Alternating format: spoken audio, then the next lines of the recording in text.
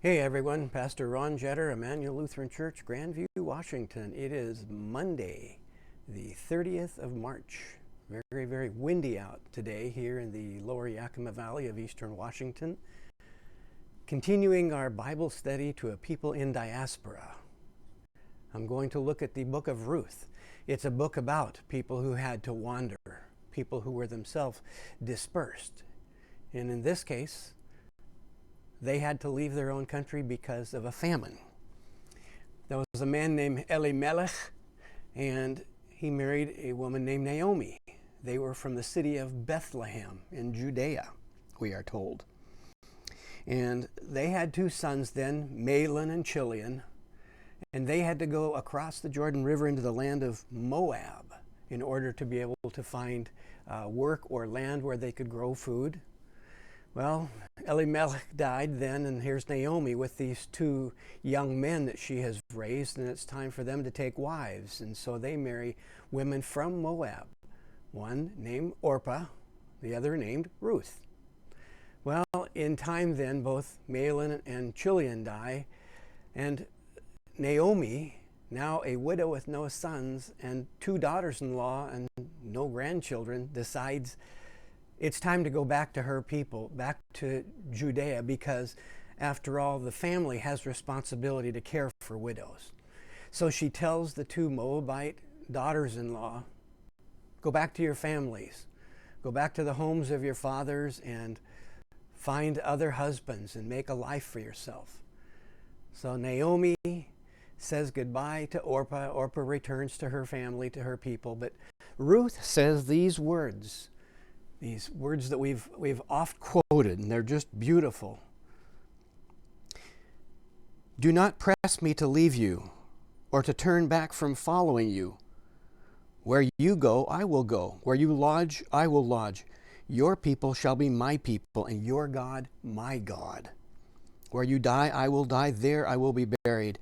May the Lord do thus and so to me, and more as well, if even death parts me from you. When Naomi saw that she was determined to go with her, she said no more to her. That's the first chapter of the Book of Ruth. It's a wonderful story, and we really should do that as a Bible study one of these days. In fact, maybe our Wednesday afternoon Bible group ought to be looking at Ruth.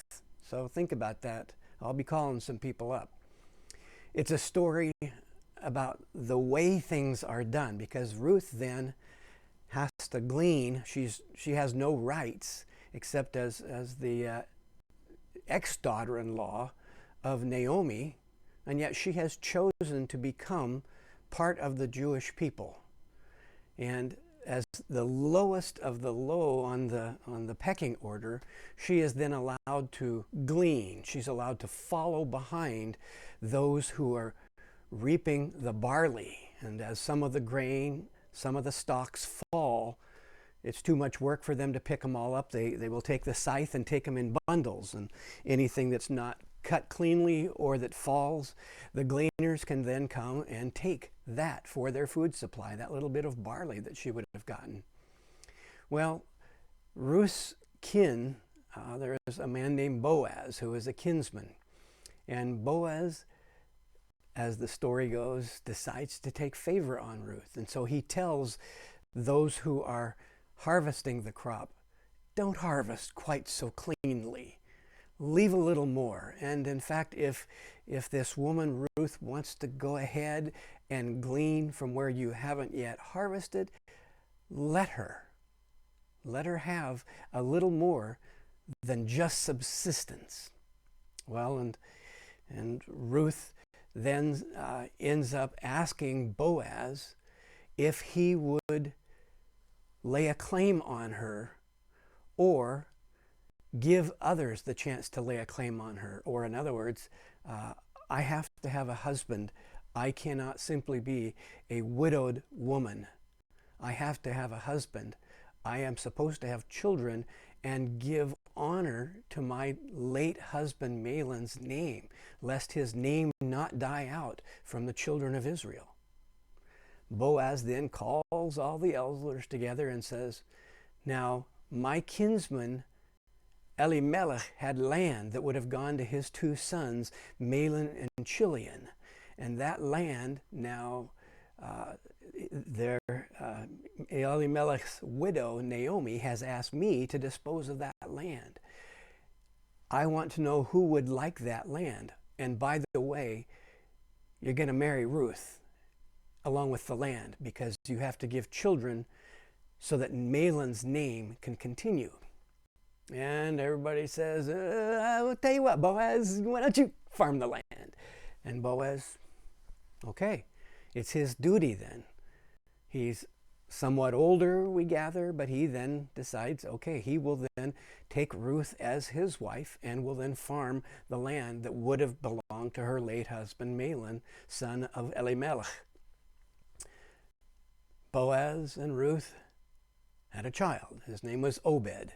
And Obed in turn married and had a child whose name was Jesse. Jesse had at least 8 sons that we know of, the youngest being David, the greatest of all the kings of Israel. So Ruth, the great-grandmother, is a foreigner who saw in Naomi's faith something that she wanted for herself. And God honored that faith. We are confined to our homes. Our lives have been changed. But just as God was with Ruth, the foreigner, the wanderer, so God is with us. I was thinking a month ago when I first heard about those people that were quarantined on a cruise ship, and I felt so sorry for them. 2 weeks quarantine on a cruise ship. Well, guess what? My sympathy for those people is gone. It has evaporated. There's no vestige of it remaining in me. But I'm doing fine. I hope you are too.